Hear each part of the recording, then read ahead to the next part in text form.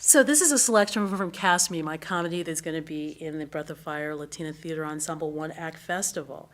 It's about a casting director, Mary, and she's getting ready to get the women on board with this new television series they're working on.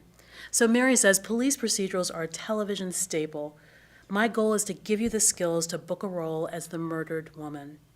You might not have any lines, but you'll get a credit and join the union. The women have a moment of awe. Cookie says, that sounds real good. I am so tired of playing hoes. Gloria responds, same, before I graduated to mummies and housekeepers. Mary asks, does anyone do yoga? Everyone raises their hands. Okay, corpse pose. That's where you pretend to be dead. It's perfect for playing dead women. This is the established technique from Law & Order. Let's practice. Everyone stay in your chairs.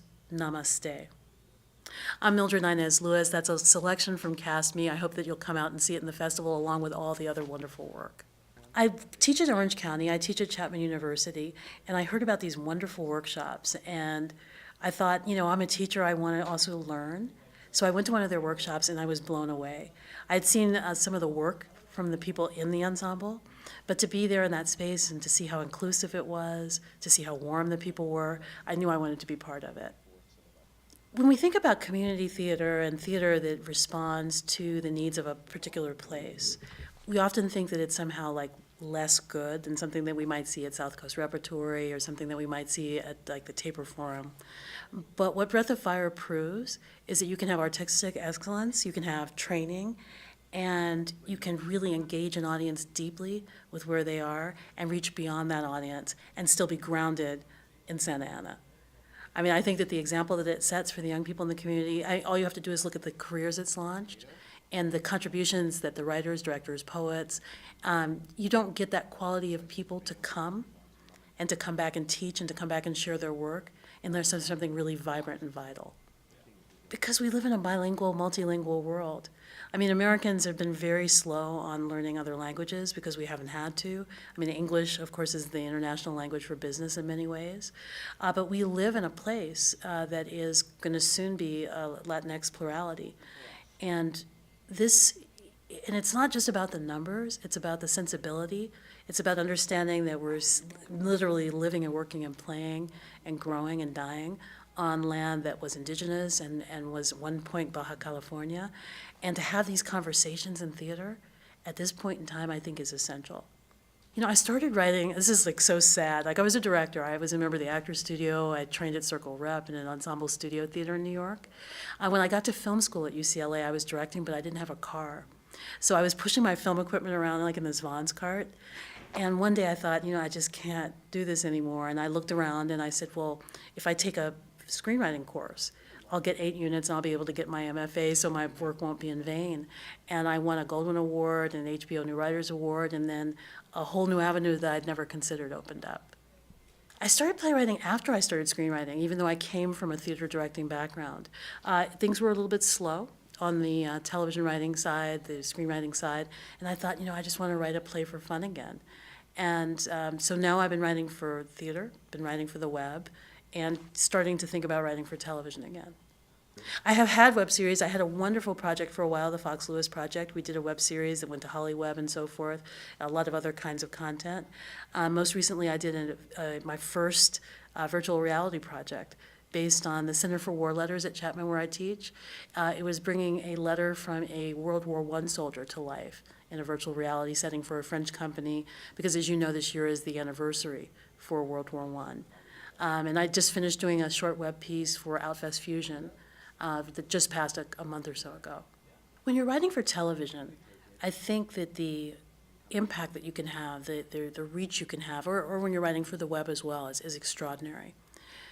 Because of the commercial pressures, you don't often get to write things that are dangerous. You don't often get to write things that are perhaps in some ways unlikable. I don't think you often get to step outside of whatever your description is. If you're an action writer or you're a comedy writer or you're a sitcom writer, whatever box you've been in is not impossible to get out of, but a little difficult to get out of.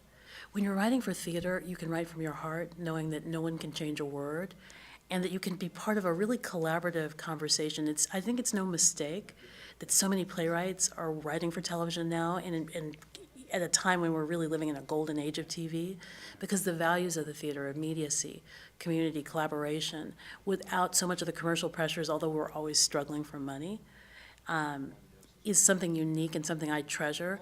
And even as I pursue commercial ventures, I always want to be able to come back to theater because it's home.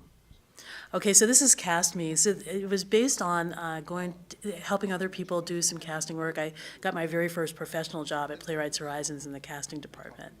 So I've seen a lot of different kinds of casting situations on both sides of the table. And I thought, this is a moment to talk about diversity within the Latinx community. The fact that I come from New York, and so in New York you mostly know people, my grandmother's Dominican, and you know people from the DR and people from Puerto Rico and Cuba and so forth. But when I came to Southern California, it was kind of a shock because, I didn't know a lot of people from Central America, and I didn't know a lot of people from Mexico in particular. And I wanted to do a piece about the complexity of casting in a comic way when the definition of Latinx itself is so fluid. I mean, what does a Venezuelan who's blonde and upper class have to do with somebody who's from Chiapas and is, just breaking in, playing roles as like a chola?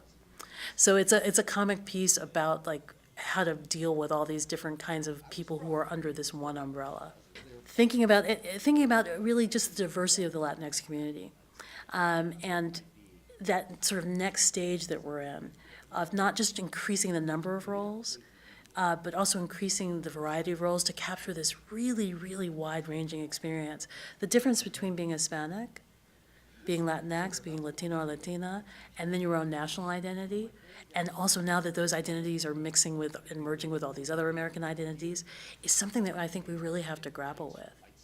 Well, I want them to laugh and have a good time. And when I write a comedy, if nobody laughs by the first 30 seconds, I start to sweat and to gnash teeth and worry.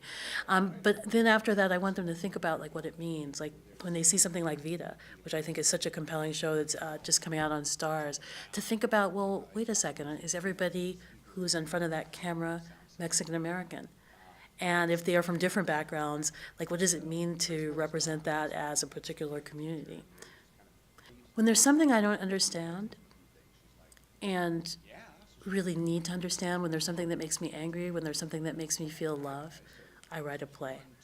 I wrote this because I was helping casting on something, and we were having all these debates about it. It was a story about a Puerto Rican man who falls in love with a Mexican-American woman. And the struggle to figure out, like, what's right about that? Like if we cast somebody who's Venezuelan or somebody who's like Iranian, who looks like he might be Puerto Rican, like what are the dynamics with that? And what does it mean ultimately for a young Puerto Rican man who might be the next Lin-Manuel Miranda or the next whoever to actually see himself on screen? And what does it mean to understand that those two cultures are not the same? I see a lot of ignorance about, and I don't think necessarily malicious, but just sort of wrestling with all these changes in our country. So I want to be part of that conversation, and I think Cast Me is a fun way to think about it. And it's also like a play about a play, or the casting of a play, and those I think are always fun, going back to Gilbert and Sullivan. People should come because you're going to laugh, you're going to cry, you're going to see amazing, great talent, homegrown talent, people who live next door to you, who you might pass on the bus or the street, that you never realized wrote, you never realized designed, that you never realized acted. You're going to have a whirlwind. I think that there are amazing playwrights in this group. I'm so honored to be a part of it.